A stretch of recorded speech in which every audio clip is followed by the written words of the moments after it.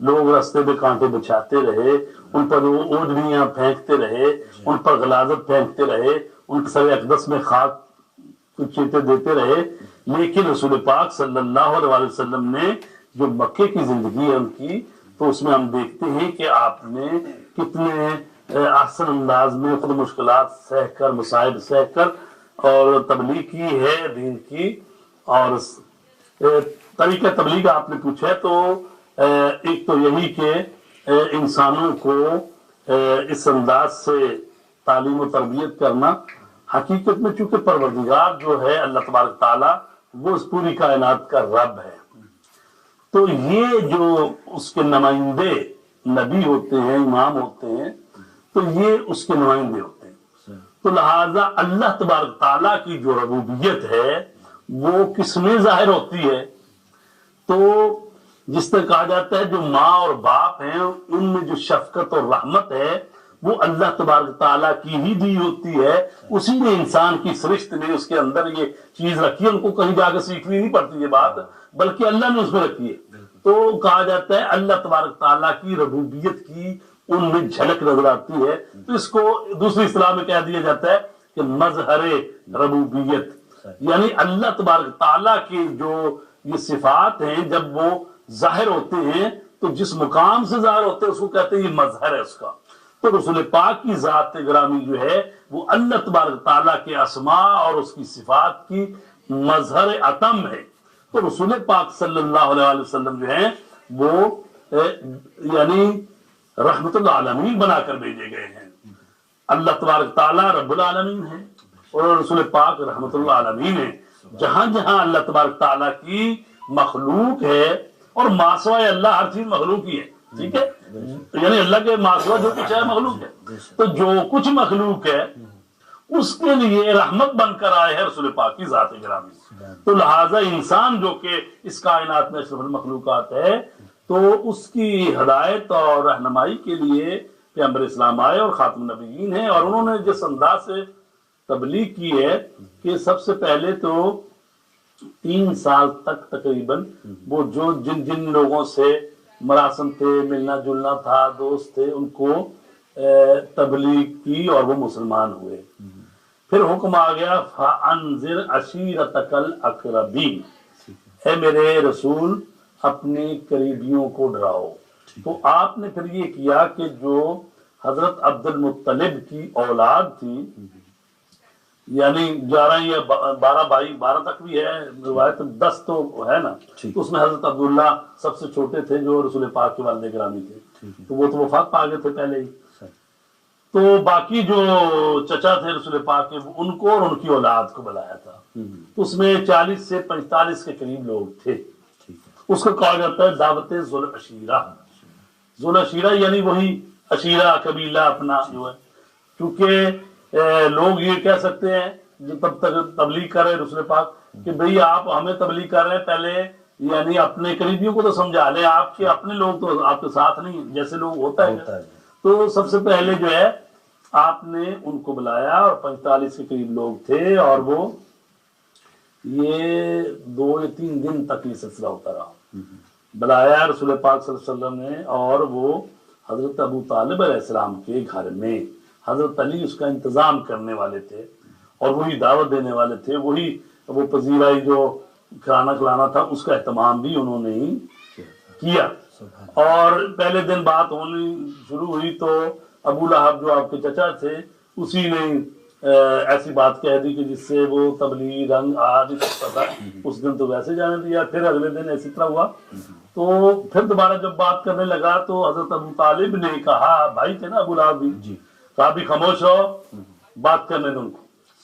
تو رسول پاک صلی اللہ علیہ وآلہ وسلم نے فرمایا کہ میں تمہارے لیے ایسی چیز لے کر آیا ہوں جو کوئی بھی اپنی قوم قبیلہ کے لیے لے کر نہیں آیا۔ رسول پاک تو ساری انسانیت کے لیے آئے، لیکن چونکہ وہاں بات ہو رہی تھی ابھی اپنے قوم قبیلے کی، تو آپ نے فرمایا کہ میں تمہارے لیے دین اور دنیا کی بھلائی لے کر آیا ہوں، اور آؤ اللہ تبارک تعالیٰ وحدہ لا شریک کی توحید کے قائل ہو جاؤ، اس کی ربوبیت کے قائل ہو جاؤ، قولوا لا الہ الا اللہ تفلحوا۔ اور فرمایا کہ اس کام میں جو بھی میرا ساتھ دے گا وہ میرا بھائی ہوگا، میرا وزیر ہوگا، میرا مشیر ہوگا، میرا خلیفہ ہوگا، کون ہے جو تم میں سے میرا ساتھ دے؟ تو اب جو بیٹھے ہوئے ہیں اپنے خاندان کے افراد، ان میں حضرت علی علیہ السلام جو ہے ان کی عمر 13 برس تھی اس وقت. تو کھڑے ہو گئے، کہا لبیک یا رسول اللہ، اے اللہ کے رسول میں حاضر ہوں. تو آپ نے پھر پوچھا لیکن کوئی نہیں اٹھا، تو آپ نے حضرت علی کو بلایا اور اپنے سینے سے لگایا. آپ نے جو ہاتھ ہیں حضرت علی کا حضرت کے سر پہ رکھا، گردن پہ رکھا، تو کہا کہ دیکھو یہ میرے بھائی، ھذا اخی و وصی و خلیفتی فیکم، یہ میرا بھائی ہے، میرا وزیر ہے، میرا خلیفہ ہے تم میں، اور اس کی بات سنو اور اس کی اس کی اطاعت کرو. اب یہ بات کہی تو آگے سے لوگوں نے حضرت ابو طالب کی طرف دیکھا اور کہا کہ دیکھیے کل تک تو آپ اپنے بھتیجے کی اطاعت کر رہے تھے، آج انہوں نے اب تمہارے بیٹے کی بھی اطاعت تم پر فرض کر دی ہے. تو لہذا یہ ہے وہ پہلا پیغام جو دیا. تو آپ نے جہالت، گمراہی اور اس طرح کے اپنے گھرانے سے ہی آپ صلی اللہ علیہ وآلہ وسلم کو تکالیف کا سامنا کرنا پڑا، کیونکہ ایسے واقعات تو تھوڑا جلدی واضح کی طرف اور واقع ہجرت کی طرف میں چاہوں گا کہ مکہ معظمہ میں اتنے برے حالات ہو گئے کہ پھر آپ کو حکم ہوگا کہ آپ صلی اللہ علیہ وآلہ وسلم مکہ معظمہ چھوڑ کے ہجرت فرمائے.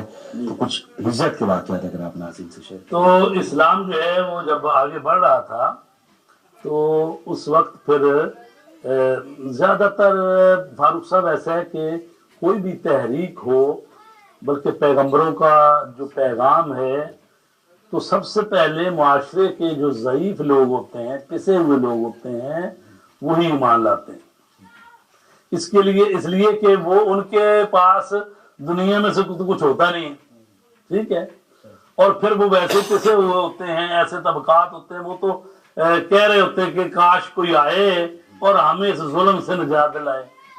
تو جب اللہ کا رسول آتا ہے یا نبی آتا ہے تو وہ کہتا ہے کہ وحدہ لا شریک کی طرف آؤ، اور پھر وہ انصاف کی بات کرتا ہے، معاشرے میں اونچ نیچ کو ختم کرنے کے لیے آتا ہے، مساوات کی بات کرتا ہے، اور وہ کہتا ہے سب آدم کی اولاد ہیں، تم میں سے یہ جو کوئی بنے ہوئے ہیں، کوئی بڈھیرا ہے، کوئی چودھری ہے، کوئی اونچا کوئی نیچ، یہ سب برابر ہیں، سب آدم کی اولاد ہیں. تو جب ان کا پیغام ایسا ہوتا ہے تو ظاہر ہے کہ یہ وہ پیغام ہے جو رب کی طرف سے آیا ہوتا ہے. تو اللہ کی نگاہ میں اس کی مخلوق، سارے مخلوق ہونے کے اعتبار سے سب برابر ہے، تو کچھ نہیں پیدا کیے ہیں. تو اللہ کے نزدیک تو وہ ہے جو ان اکرمکم عند اللہ اتقاکم، اللہ کے نزدیک جو جتنا اللہ کا جو ہے وہ مطیع ہے اتنا ہی زیادہ وہ قریب ہے. تو لہذا جو ہے لوگوں کو جو غریب تھے، پسے ہوئے تھے، ان کو وہ پکڑتے تھے، ان کو مارتے بھی تھے. رسول پاک تو چونکہ خاندان ہاشمی اور ایسا خاندان تھا جو کعبہ کا متولی، اور یعنی ایسا خاندان تھا کہ جس کے بازو بھی تھے، قوت بھی تھی، اس طرح سے تو رسول پاک کو نہیں کر سکتے تھے، ٹھیک ہے. لیکن جو حضرت بلال ہوئے یا حضرت عمار یاسر ہوئے یا ان کی والدین ہوئے یا اس قسم کے جو بیچارے جو غلام تھے تو ان کو پکڑتے تھے، مارتے تھے. تو اس لیے پھر آپ نے کیا کہ سب سے پہلی جو ہجرت ہوئی ہے نا وہ حبشہ کی طرف ہوئی ہے. اس میں 60 سے لے کر 70-80 تک وہ جو ہے نا خواتین بھی تھی 12 اس میں. اور یہ پہلی جو ہجرت ہے نا یہ حضرت علی علیہ السلام کے بھائی ہیں حضرت جعفر، ان کی وہ متحد جو ہے نا حبشہ چلے گئے. اور اسی طرح جو ہے مدینے سے وہاں اوس اور خزرج 2 قبیلے تھے، وہ آپس میں لڑتے رہتے تھے. ان کے نمائندے آئے کہ ہماری صلح صفائی ہو جائے. تو انہوں نے کہا بھی مکے والوں نے ہم تو کچھ کر نہیں سکتے، ہمارے تو آج کل حالات پہلے ہی خراب ہیں. یہاں پر ایک شخص ہے جو کہتا میں نبی ہوں، اور لوگ اس کے ارد گرد ہو گئے ہیں، اور گھر میں لڑائی پڑ گئی ہے. کسی کا باپ مسلمان ہو گیا، بیٹے کا مخالف ہے، کوئی بیٹا مسلمان ہو گیا، تو گھر یہاں تو ہمارے اپنے حالات خراب ہیں. تو انہوں نے کہا کہ ہمیں اجازت ہے پھر خانہ کعبہ کے جا کے ہم آئے اسلام ہی کر لیں اور طواف ہی کر لیں. تو انہوں نے کہا ادھر وہی شخص بیٹھا ادھر جانا. رسول پاک وہاں بیٹھے تھے تو یہ لو روئی اور اپنے کانوں میں رکھ لو، بعد میں اس کی سننا. وہ جب انہوں گئے تو قریب گئے تو انہوں نے کہا بیوقوف ہے، اگر کوئی اچھی بات تو سن لیں. انہوں نے روئی نکالی، دیکھا کہ رسول پاک جو آیتیں پڑھ رہے قرآن مجید کی انہوں نے سنی اور ان کے دل پر اثر ہوا، مسلمان ہو گئے. وہ 2 مسلمان ہو گئے. تو اگلے سال پھر جو ہے نا وہ 12 بندے آئے, اس سے اگلے سال وہ 70 بندے آئے, تو 70 کا مطلب ہے کہ تقریباً ہر دوسرے چوتھے گھر میں اسلام پہنچ گیا. تو رسول پاک کی انہوں نے بیعت کی, انہوں نے کہا یا رسول اللہ آپ ہمارے پاس آ جائیں, ہم آپ کا دفاع کریں گے. تو اس طرح حکم ہوا کہ آپ مکے کی سرزمین میں تو کوئی ابھی نہیں ہے گنجائش کے لوگ اور مزید ہوں مسلمان, آپ ایسا کریں مدینے ہجرت کر چلے جائیں.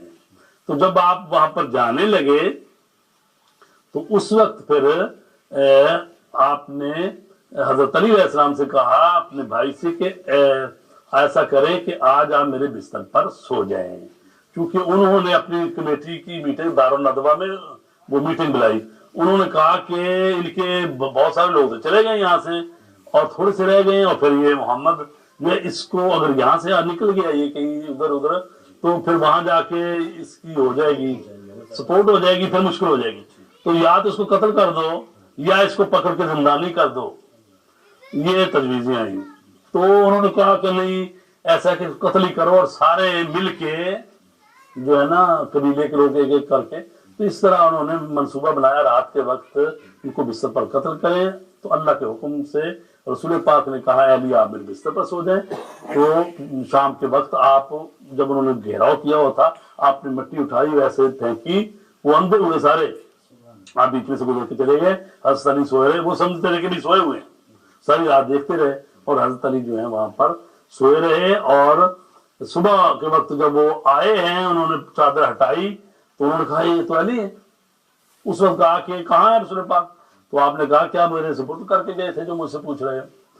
تو اس موقع پر قرآن مجید میں آیت ہے سورہ بقرہ میں وَمِنَ النَّاسِ مَن يَشْرِي نَفْسَهُ ابْتِغَاءَ مَرْضَاتِ اللَّهِ وَاللَّهُ رَءُوفٌ بِالْعِبَادِ. انسانوں میں ایسے بھی ہیں جو اپنی جان کو بیچ دیتے ہیں اور اللہ کی مرضیاں خرید لیتے ہیں. اللہ تو اپنے بندوں پر بڑا ہی مہربان ہے. تو یہ مولا علی علیہ السلام نے اپنی جان دے دی رسول پاک کے لیے. یہ تو اب اللہ کی مرضی ہے کہ اس نے ابھی اللہ نے علی سے بہت سے کام لینے ہیں, وَإِلَّا مولا علی تو اپنی جان بیچ کے اللہ کی راہ میں. سبحان اللہ, عزت سے لے کے